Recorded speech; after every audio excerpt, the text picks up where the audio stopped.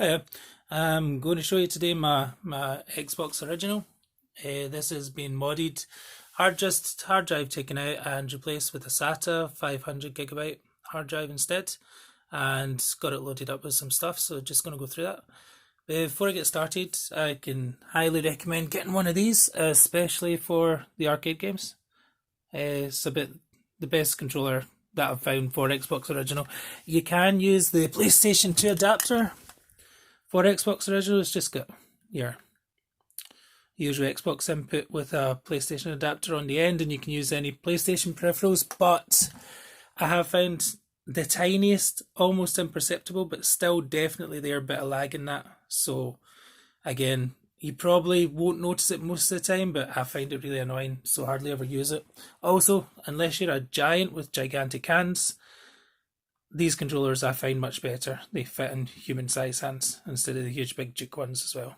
Okay, I'll get it loaded up and started. You can see, simple mod here is just the colour of the ring will change as it goes.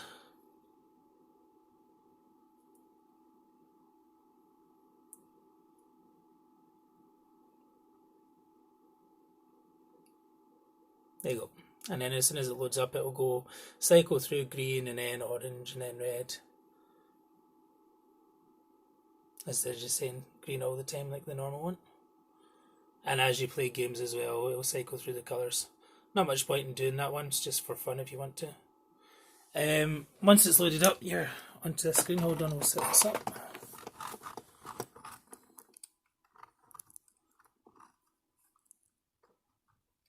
There we go, onto the screen here. And then you can cycle through the different options. So you've got your games there. If you go into that, that's just any games that you put onto the hard drive. So you can have on whatever games that you want to load up on there. Just a simple icon preview of each one of them. It's not a exciting or nice, particularly interface, this one, but you can put all your favourite games on there. Like the ones like Fatal Frame that are going to cost you an absolute fortune these days. You can stick them on there for the time of downloading them, basically. Use it most of the time just for playing Outrun 2 on. But it's great just to have them there to swap you. I mean, I've got all of these anyway, but it saves you having to swap the discs out and in all the time. And obviously they just run, it's native, so it just runs like it would do normally. For the buttons here, B is your back button all the time, A is your select button. Okay. On to emulators. Now I've put a big selection on here, but see, to be honest, I use coinops8 almost all of the time. If I want to go and play some more Amiga games, if I'm not using my Amiga's over there in the corner.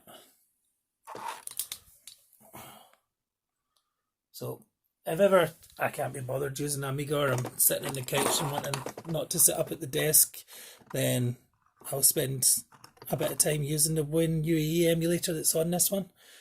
It's down at the bottom. It just has a bigger selection than I've put on the coinops8, so it just lets you go through, and it's easier, especially if you're going to be using games that require a lot of keyboard work and things like that. It's easier on that emulator to switch between everything. It's just not as nice an interface, but it's more user friendly when you're actually in playing the games. And then I've just got a big selection on here. I've got this Premium Ninja. Now, I don't actually use this as much. I hardly ever use it, actually. This is like your show-off one. If you've got pals round, or you've got it in a retro gaming evening or something like that, and you're just wanting it on in the background for people to come along and play. It's a really nice interface. Hold on, I'll put some music on. I get the sound back on here. It's a really nice interface that's on this one. Everything has a lovely video background with some artwork at the side. You can scroll through the different kind of genres as you go along: action games, arcade classics, beat 'em ups. Everything looks good.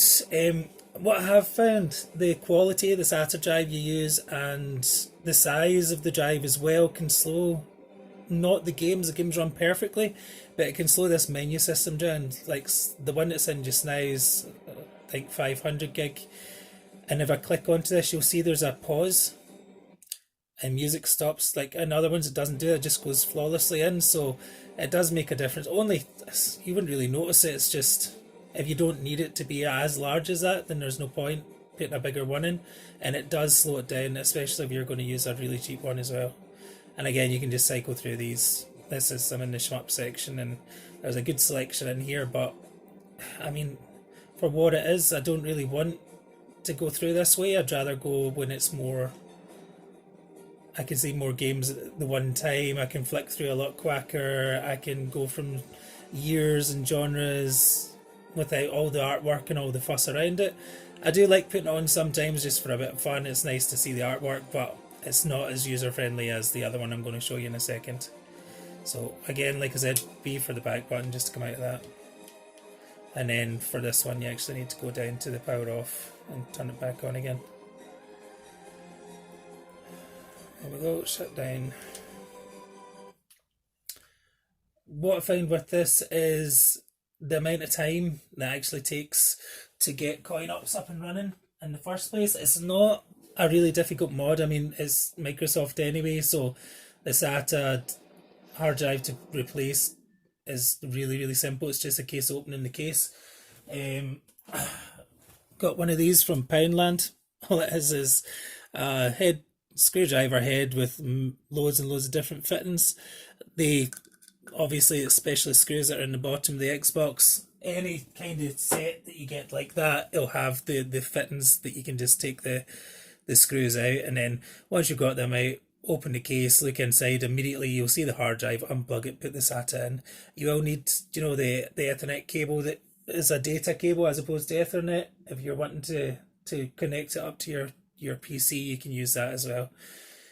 Back to emulators again, I'll show you the ones that are best. So coinops8 Massive is, I think, the best interface and emulation that I've seen, really. I mean, the Pi is good and other consoles do an okay job, but in terms of a full package, I think this is the best that I've come across.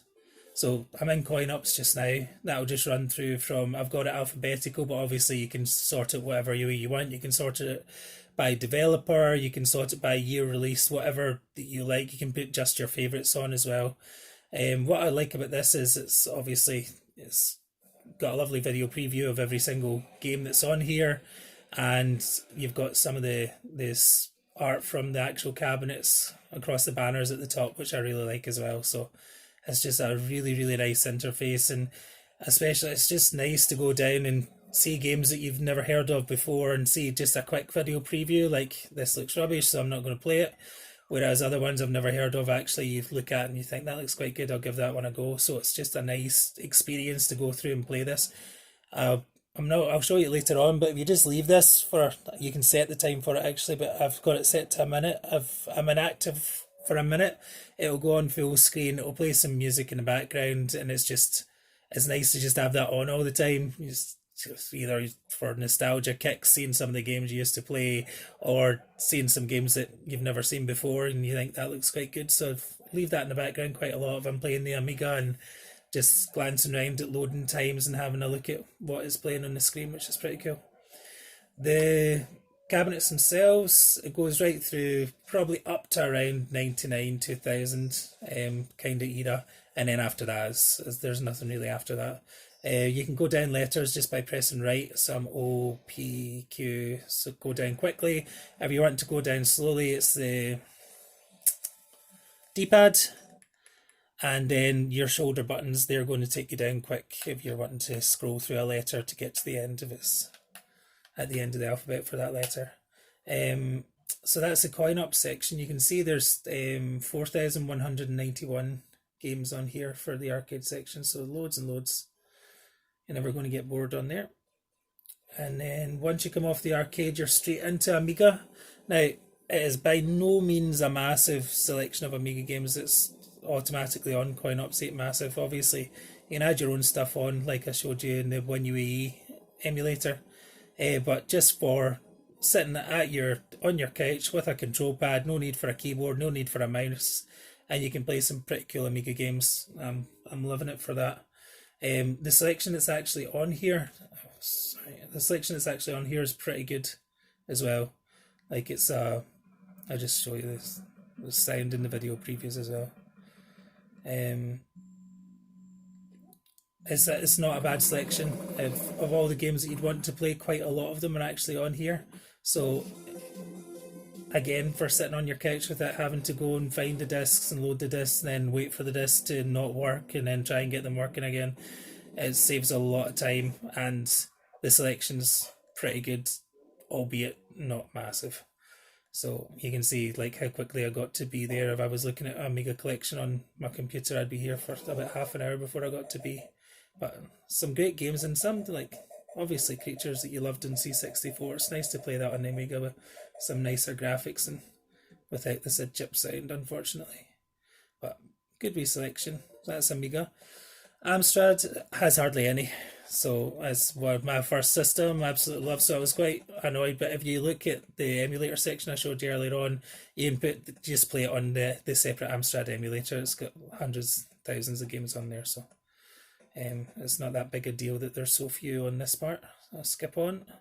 Atari 2600, and again a really small selection. Sorry on that one. Just not put any effort into building an Atari. And then Atari ST, I think there's only one. Yeah. And then you've got a bigger selection of Atari again. And some of the Xbox games are just in the coinops emulator. Not many. Black, Doom, Doom 2, Doom GoldenEye, Final Doom, Halo, Halo 2. So quite a nice little section in there. And then coming on, we're on to Commodore 64. Again, just a little selection, some of the best ones, and it's just gives you a little Commodore 64 fix if you want it. Skipping on, Game Boy Advance. There's hundreds of Game Boy Advance games on there. Game Boy Color, Master System,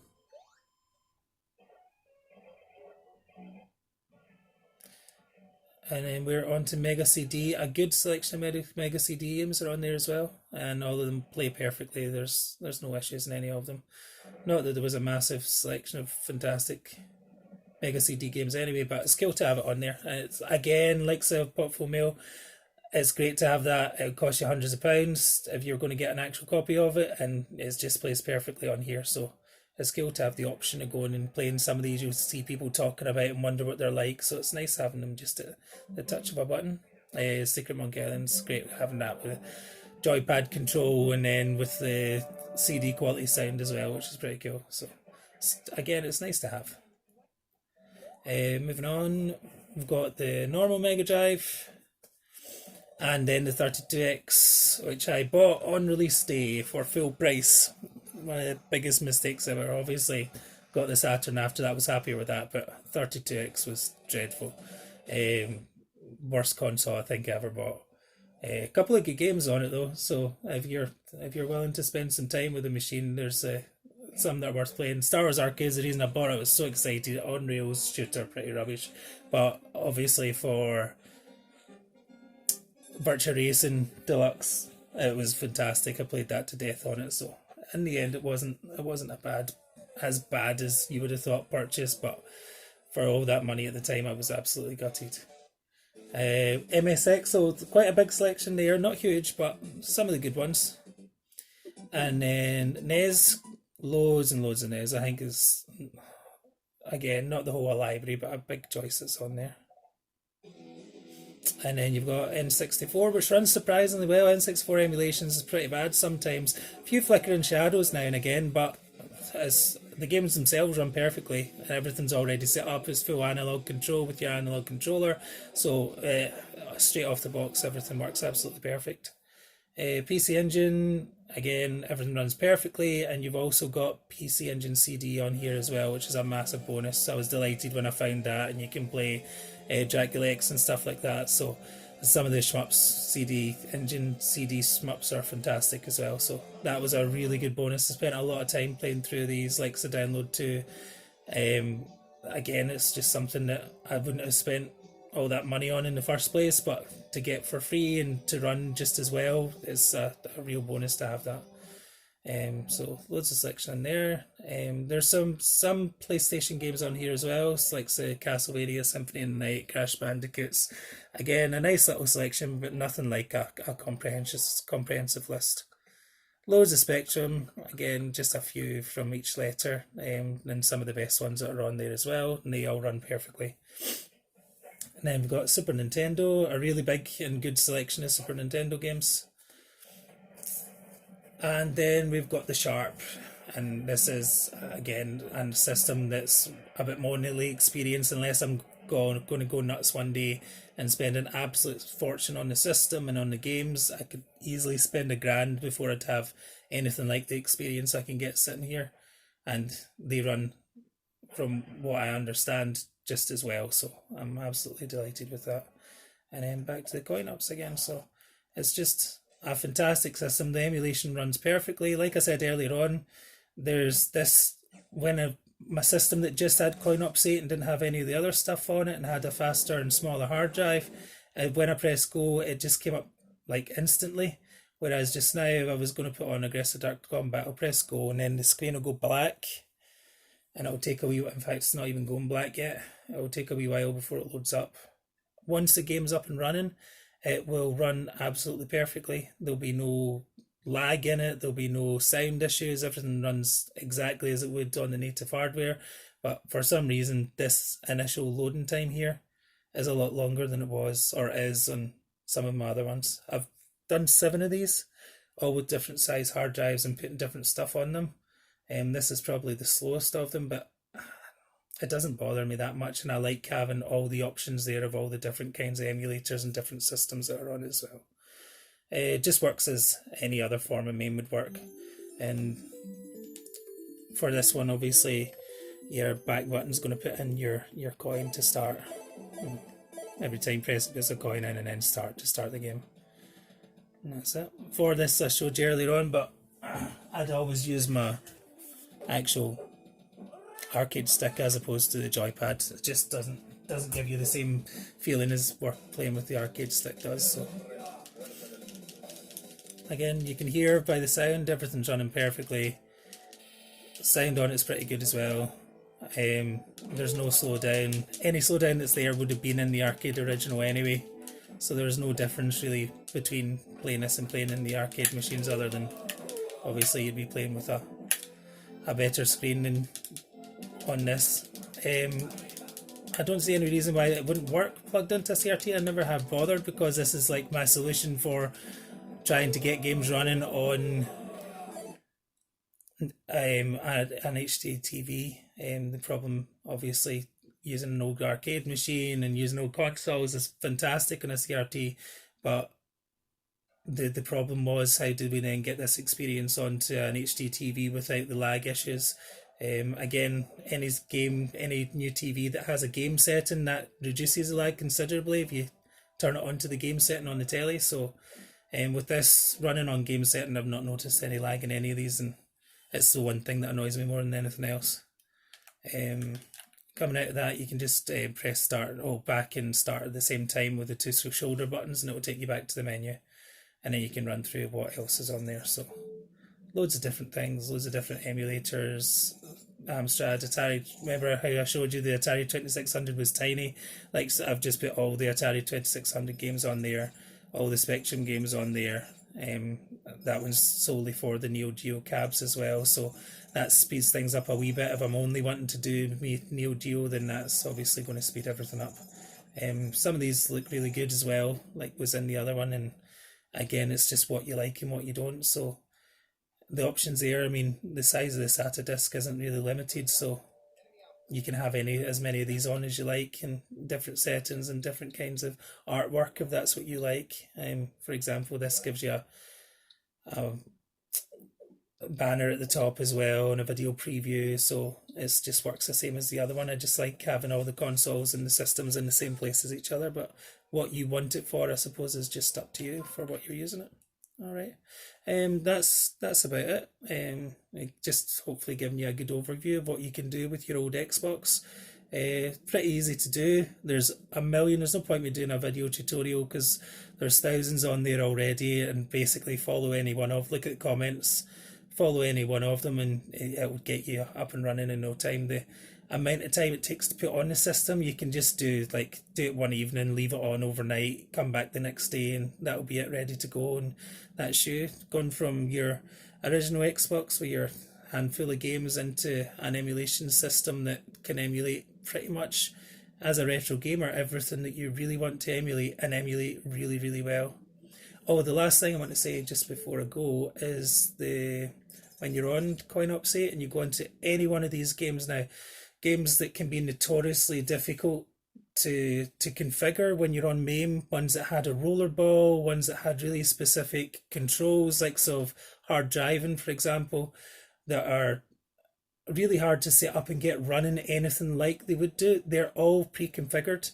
So if I turn hard driving on just now, immediately it's pre-configured to work perfectly with the analog controls.